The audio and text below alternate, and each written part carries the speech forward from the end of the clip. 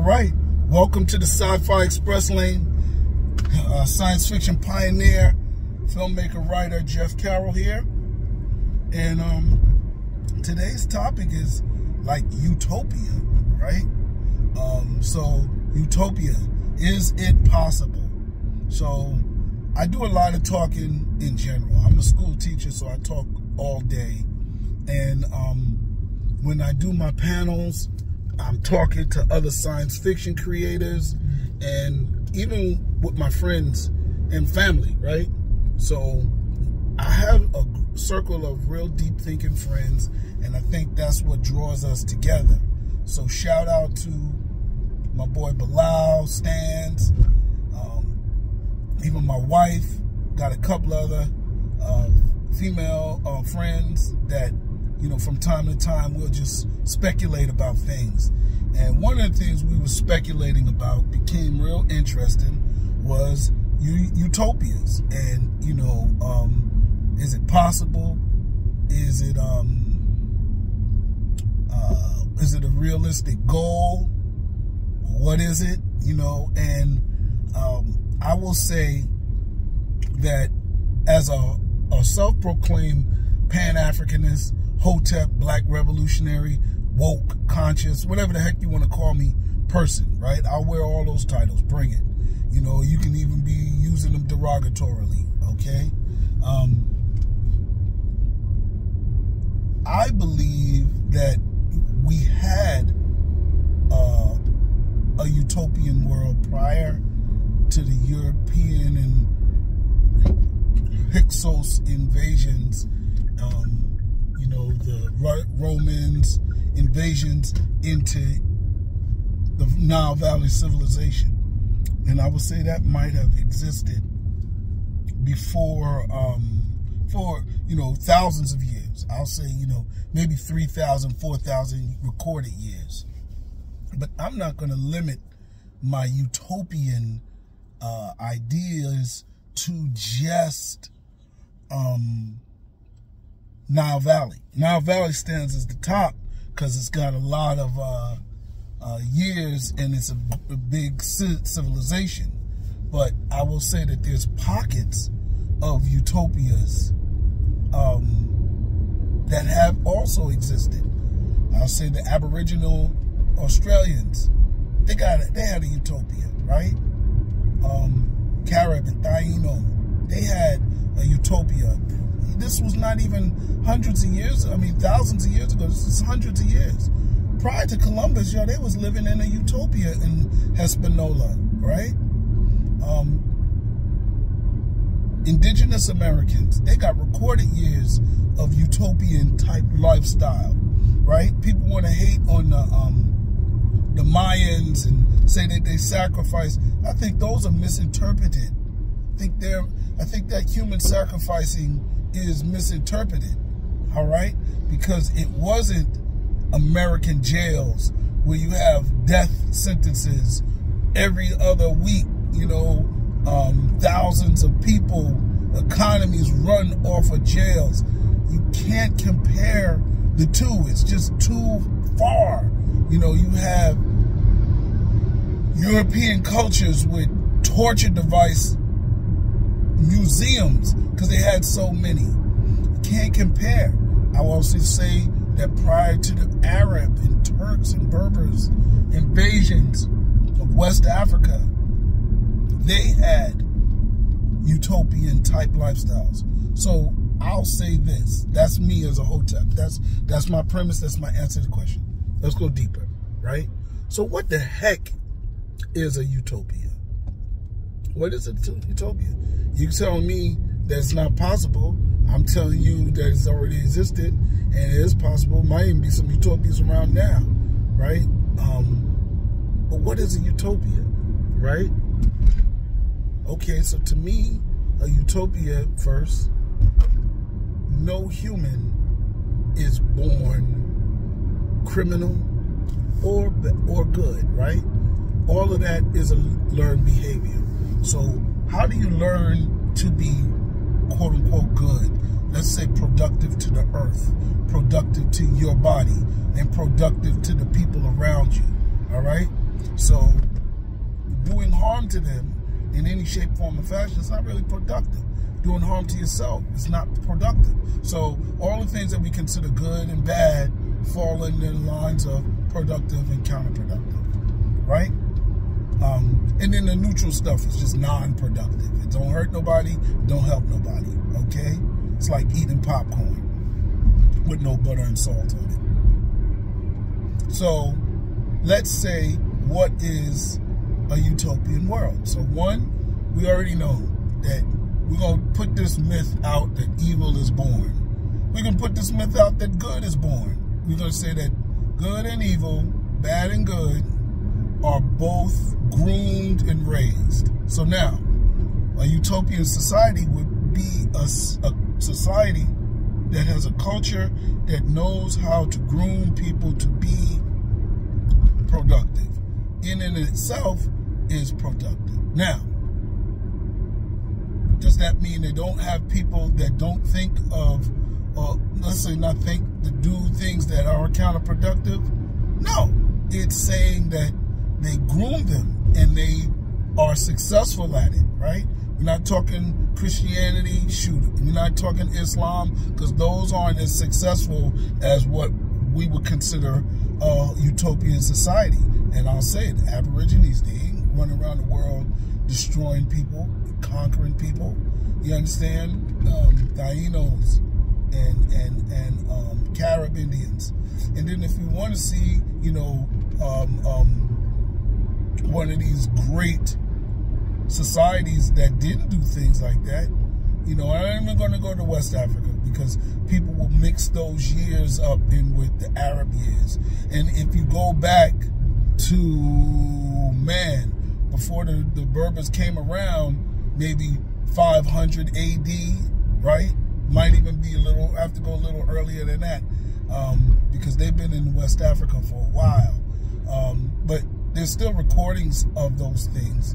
You know, it's just Africans don't necessarily, and even indigenous Americans, they probably didn't feel the need to write and record history because time was considered a different thing. But that's a whole another conversation. I will say this, what a utopian world is capable of doing is to live without extreme diseases that destroy us or destroy them, meaning they understand how to eat, right? They don't have human dysfunction that they have to build jails, right, for. And I think that's it. After that, you know, I don't know what else makes a utopia. You know how to take care of your body and you don't kill each other, right? Those two things. You know how to take care of your body and you don't kill each other. You're not doing, you know, you're not having, you know, these extreme degenerates that are serial killers and homicidal people to the point where you gotta kill somebody. They're not fighting over a ring in the swamp like Lord of the Rings or a river, whatever it was. You know how to handle your emotions, okay? After that, what else is there? Those are the things that really corrupt us. Of course, figuring out a way to marry and relate and bring in offsprings, whether that is whatever variable there is. We're not going to say it's a right and a wrong. Shoot, if you're living in a tribe and they have arranged marriages, you might even need to be groomed by your parents, because everybody treats you like their child, because you are everybody's child in that village, because everybody is the same family kin. You understand? So I'm not even going to say this nuclear family is the family model. You might not even need to have paired up people for the rest of their lives. Maybe they stay paired up for the beginning of the child's formative years, and maybe they don't. I have no idea. I speculate about all these things in my science fiction books, but you know, many of them, just like Star Trek and Star Wars, they're taken from cultural variations that already exist on Earth.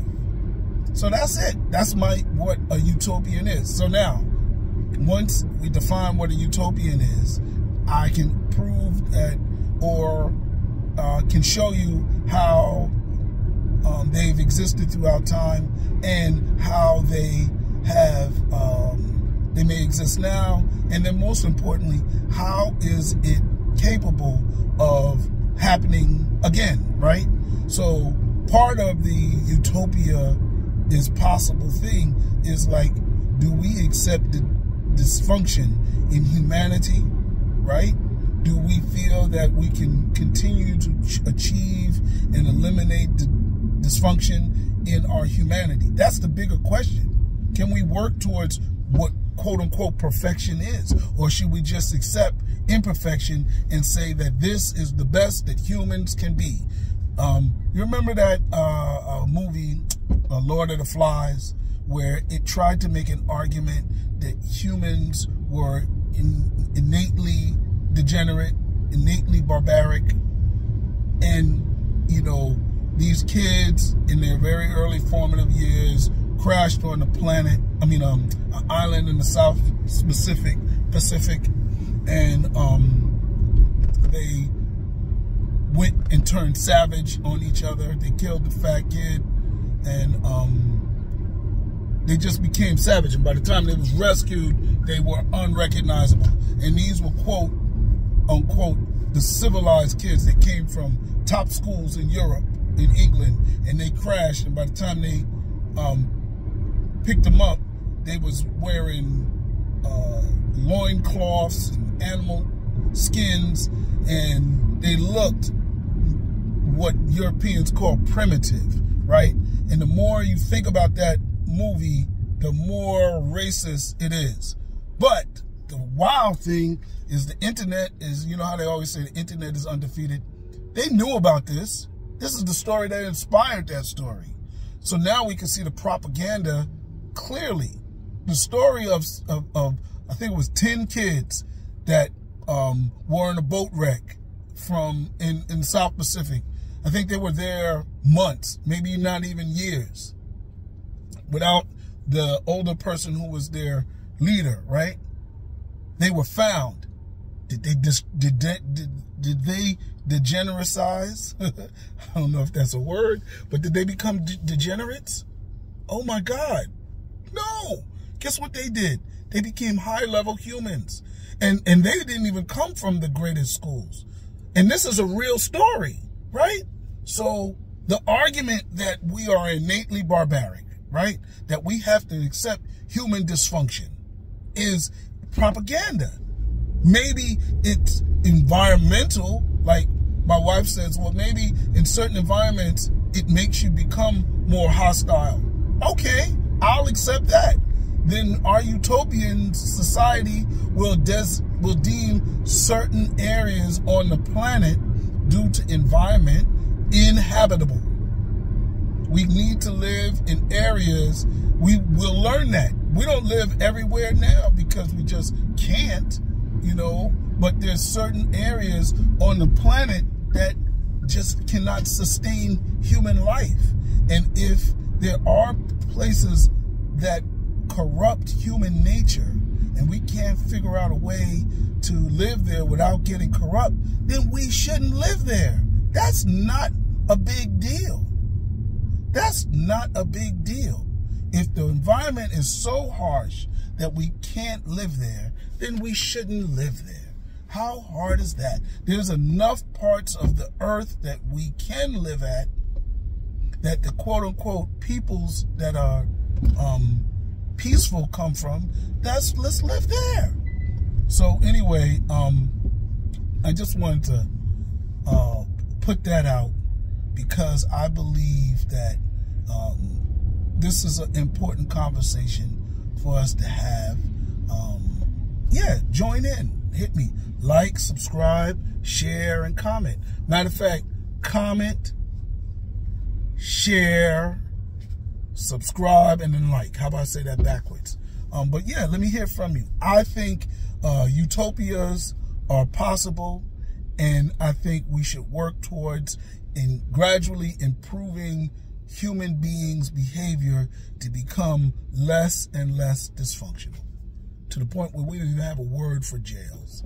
That concept is foreign to us, like it was the people of West Africa, West Sub-Saharan Africa. They didn't even have a word for jail because it didn't need one. And that's a characteristic of a utopian society. They didn't have cancer, they didn't have gonorrhea, they didn't have syphilis. You understand? You understand? All right, we out.